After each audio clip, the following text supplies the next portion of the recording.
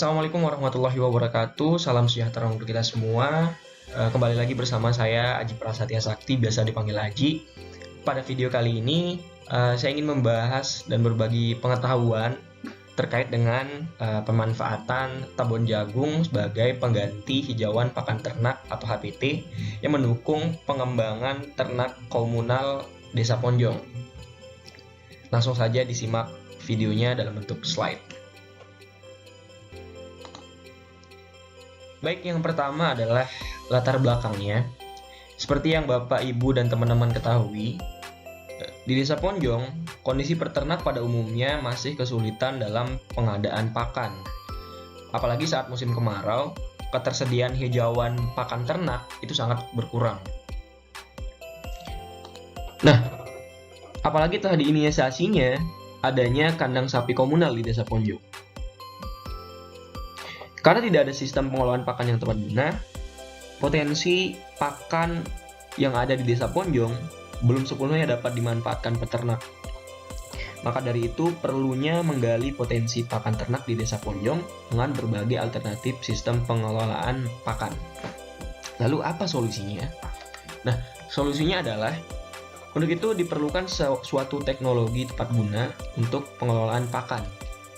Salah satu teknologi itu kita menyebutnya sebagai teknologi sistem silase.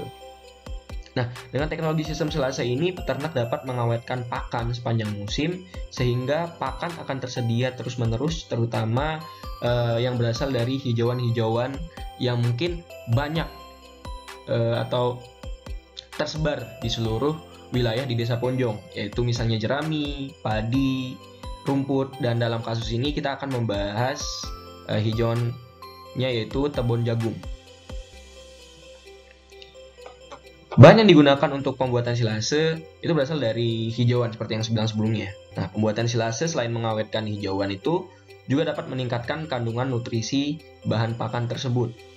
Nah, nanti di slide-slide selanjutnya kita akan membahas bagaimana sih cara pembuatan silase untuk pakan ternak. Itu nanti dimulai dari pemotongan hijauannya, pemotongan tebon jagungnya dengan beberapa mesin, dengan beberapa alat yang akan dipakai nantinya. Terus nantinya juga akan diperkenalkan biokatalisator untuk bisa meningkatkan kualitas dari pakan ternak yang berasal dari hijauan tebon jagung ini. Seperti itu Bapak, Ibu, dan teman-teman sekalian. Nah, keuntungan dengan sistem silase ini akan saya bahas selanjutnya. Namun pertama-tama kita akan membahas tentang kandang sapi komunal dulu. Nih, kandang sapi komunal. Nah, apa sih keuntungan dari kandang komunal? Nah, yang pertama itu memudahkan pemberian pakan dan pembersihan kandang. Kandang komunal merupakan cara terbaik untuk usaha sapi potong atau usaha peternakan yang lain untuk memudahkan pemberian pakan dan pembersihan kandang. Terus yang kedua, kandang yang baik perlu dilengkapi bak penampungan limbah usaha ternak, pengelolaan limbah ternak berupa kotoran, urin, dan sisa pakan sapi menjadi pupuk organik, memberikan keuntungan tuh bagi peternak dan mampu menutupi biaya produksi pakan dari hasil jualan pupuk dari limbah tadi, limbah kandangnya seperti itu. Terus yang ketiga itu ada penerapan konsep green marketing. Nah, ini nanti penerapan konsep green marketing itu nanti akan dibahas oleh teman-teman saya yang lain. Itu mungkin bakal ada di YouTube, di channel YouTube ini juga. Penerapan konsep green marketing pada usaha ternak sapi potong ini juga mampu memberikan keuntungan secara ekonomis dan ramah lingkungan tentunya. Terus yang keempat, selain mendapatkan keuntungan secara ekonomis, kandang komunal dapat menjadikan penanganan ternak sapi menjadi lebih mudah dan efektif. Kenapa seperti itu? Karena peternak dapat bergotong royong merawat sapi di kandang komunal tersebut, Bapak Ibu sekalian. Terus dan misalnya bila seorang peternak itu berhalangan datang ke kandang, itu bisa digantikan dengan peternak yang lain untuk mungkin bisa memberikan makanan ke sapi-sapinya seperti itu. Next, dari sini kita bakal membahas topik utama kita pada video kali ini, yaitu bagaimana cara pembuatan silase pakan ternak dari hasil fermentasi hijauan tebon jagung. Mari simak selanjutnya. Nah, perlu Bapak dan Ibu ketahui, tebon jagung itu adalah seluruh tanaman jagung, termasuk dari batang, daun, buah jagung muda yang umumnya dipanen pada umur tanaman 45 sampai 65 hari. Lalu di sini saya akan membahas apa saja persiapan alat dan bahan untuk pembuatan silase tebon jagung. Nah, jadi yang pertama di sini alat-alat yang diperlukan adalah mesin chopper. Nah, ini saya menyarankan adanya mesin chopper ini karena basisnya nantinya kan akan digunakan di kandang komunal, yaitu kandang milik bersama. Nah, diharapkan di kandang komunal ini itu mempunyai satu mesin ini yang sangat berguna untuk dapat memotong-motong hijauan, khususnya dalam hal ini itu tebon jagungnya, itu agar dapat dibuat sebagai silase pakan ternak seperti itu. Terus selanjutnya juga diharapkan dalam kandang komunal itu memiliki silo tong plastik yang seperti ini, Bapak dan Ibu sekalian. Jadi silo tong plastik ini dipilih itu karena lebih efektif dan efisien, karena juga lebih mudah didapat, efisien dalam penyimpanan dan tepat dalam penggunaan silase yang akan diberikan kepada sapi sehingga bisa bertahan dalam jangka waktu yang lama. Begitu. Jadi ini produk yang sekali pakai namun manfaatnya bisa berkelanjutan dan itu lama juga. Nah, menurut jurnal yang saya baca dari Susanto dan kawan-kawan di tahun 2014 itu menjelaskan bahwa silo atau tong plastik ini itu dapat dibuat dengan berbagai macam bentuk tergantung pada lokasi, kapasitas bahan yang digunakan dan luas areal yang tersedia. Begitu. Jadi sangat diharapkan adanya silo tong plastik yang seperti itu. Lanjut. Nah, alat dan bahan selanjutnya adalah molasses atau yang lebih dikenal sebagai tetes tebu.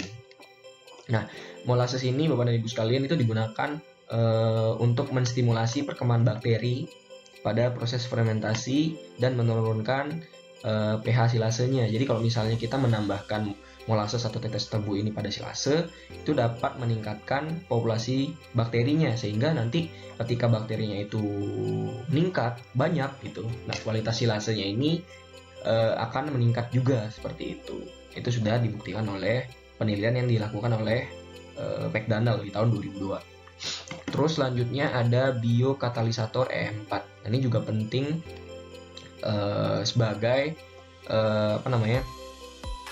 sama juga dengan molasses itu untuk meningkatkan silase pakan ternaknya juga, dan nantinya dengan menambahkan biokatalisator E4 ini itu juga dapat terjamin kesehatan dari pencernaan ternak kita seperti itu, misalnya sapi seperti itu. Terus juga ada dampak yang lain, juga tidak mudah stres dan bau kotoran akan sedikit lebih berkurang. Namun juga E4 ini juga memiliki kelemahan, yaitu tidak diinokulasi dengan benar, maka dapat menghasilkan gas beracun. Jadi diperhatikan betul nantinya pada saat pembuatan itu kadar yang dimasukkan dalam pembuatan silase pakan ternak menggunakan tebon jagung nanti. Itu nanti bakal saya jelaskan selanjutnya. Oke. Ya, next. Ya, ini yang penting juga itu adalah growth promoter. Nah, itu apa sih growth promoter itu? Nah, growth promoter itu adalah salah satu komponen penting dalam pembuatan silase, yaitu sebagai starter awalan yang berisi mikroba pengurai yang sekaligus sebagai pemacu pertumbuhan. Makanya dinamakan growth promoter gitu. Growth itu pertumbuhan, Bapak Ibu dan teman-teman sekalian. Nah, tapi bisa dibilang produk ini nih bisa dibilang harganya cukup mahal. Nah, hal ini nih bisa disiasati oleh Bapak, Ibu, dan teman-teman sekalian itu dengan cara memperbanyak growth promotornya. Nah, gimana sih cara memperbanyak growth promotor? Nih. Nah, prosedur perbanyakan growth promotor itu ini sudah sesuai dengan penelitian yang dilakukan sebelumnya, Nah, yang pertama caranya adalah kita menyiapkan 1 liter biokatalisator yang sebelumnya itu merek E4 itu, kemudian dilarutkan ke dalam 5 kg molasses atau tetes tebu ke dalam 100 liter air. Di dalam mungkin bisa ditaruh dalam drum plastik ya Bapak Ibu sekalian. Nah, setelah itu kita masukkan growth promoter. Oke, jadi pertama-tama kita juga harus mempersiapkan growth promotornya juga itu. Kemudian diaduk dan lalu di dalam drum plastik yang berisi campuran dari biokatalisator, molasses 1 tetes tebu dan growth promoter tadi dengan kadar-kadar yang sudah saya bilang sebelumnya, itu ditutup rapat dan dibiarkan atau diinkubasi selama 7 hari. Nah, setelah itu proses fermentasinya selesai, maka growth promoternya itu menjadi lebih banyak. Itu cara memperbanyak growth promoternya. Lalu nantinya setelah 7 hari nanti itu bakal dipisah-pisah, maksudnya dikemas ke dalam botol 1 literan aja Bapak Ibu sekalian, dan kemudian itu disimpan. Oke. Nah, selanjutnya saya di sini akan memberitahukan bagaimana sih metode pembuatan dari silase tebon jagung itu menggunakan teknologi fast ferment. Nah, apa sih itu teknologi fast ferment? Teknologi fast ferment atau fermentasi cepat, bisa bilang seperti itu, adalah metode fermentasi limbah pertanian pada kondisi terkontrol dan dalam waktu yang relatif cepat karena menggunakan biokatalisator. Ini yang saya bilang, mungkin Bapak dan Ibu sekalian tadi sudah memperhatikan alat dan bahannya. Itu tadi ada yang namanya E4, itu namanya biokatalisator. Nah,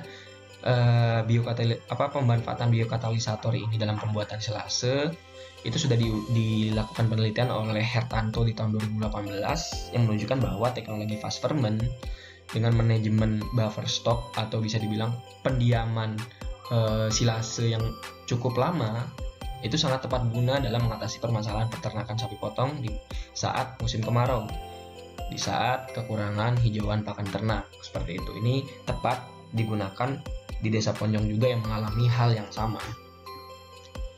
Oke. Nah, selanjutnya saya di sini akan memberitahukan bagaimana cara pembuatan atau prosedur pembuatan silase pakan ternak menggunakan bahan tebon jagung. Ya, pertama-tama disiapkan dulu alat dan bahannya seperti yang saya sudah tampilkan alat dan bahan pada slide-slide sebelumnya. Terus selanjutnya tebon jagungnya itu dipotong-potong hingga ukuran 3-5 cm ke dalam mesin chopper atau menggunakan mesin chopper. Nah, lalu sembari menunggu memotong-motong si tebon jagungnya, itu kita mempersiapkan campuran atau larutan dari penambahan growth promoter E4 sebanyak 1 liter per 1 ton tebon jagung, terus dilarutkan ke dalam 5 kg molasses 1 tetes tebu dan 60 liter air. Jadi ini akan kita campur semua seperti itu. Lalu nanti step ketiga atau langkah ketiga itu tebon jagung yang sudah dipotong-potong tadi itu nanti bakal dimasukkan ke dalam silo atau tong plastik sebelumnya, itu dimasukkan dan nantinya larutan yang sudah kita siapkan tadi itu campuran tadi kita masukkan ke dalam tong yang berisi tebon jagung yang sudah dipotong-potong tadi. Nah, tumpukan tebon jagung itu terus dipadatkan, itu dimanfaatkan, itu didorong sampai ke dalam itu si tebon jagungnya sampai benar-benar padat. Nah, kalau sudah tongnya itu penuh dengan tebon jagung yang sudah padat, itu nanti bisa ditutup rapat dan disimpan di dalam tong tersebut. Oke. Nah, untuk penyimpanan silasenya, tadi kan sebelumnya step terakhir adalah tebon jagung yang sudah dimanfaatkan atau dipadatkan hingga memenuhi silo plastik tadi itu bertumpuk di dalam silo plastik, kemudian ditutup rapat dan nantinya silo plastik tong plastik ini yang berisi silase tadi itu disimpan di dalam gudang penyimpanan. Nah, saya di sini sangat merekomendasikan atau menyarankan kandang komunal itu memiliki gudang penyimpanan. karena kan ini kandang komunalnya kan milik bersama, dan diharapkan dengan adanya kan gudang penyimpanan ini nantinya alternatif pakan ternak melalui hijauan yang difermentasi atau yang kita sebut silase ini, itu stoknya itu banyak di dalam gudang tersebut, sehingga nanti ketika musim kemarau atau ketika hujan hijauan pakan ternaknya sudah mulai berkurang, nah itu bisa dimanfaatkan dan memiliki stok yang banyak seperti itu. Karena kita tahu bahwa silase ini itu merupakan alternatif yang berkepanjangan, maksudnya bisa disimpan dengan jangka waktu yang lama, dan sangat direkomendasikan atau sangat bisa dimanfaatkan ketika musim kemarau tiba seperti itu. Oke, mungkin sekian video mengenai pemanfaatan tepung jagung sebagai bahan silase pakan ternak untuk mengganti kekurangan hijauan pakan ternak yang ada di Desa Ponjong. Semoga video ini dapat bermanfaat untuk peternak-peternak yang ada di Desa Ponjong. Seperti itu. Terima kasih. Assalamualaikum warahmatullahi wabarakatuh.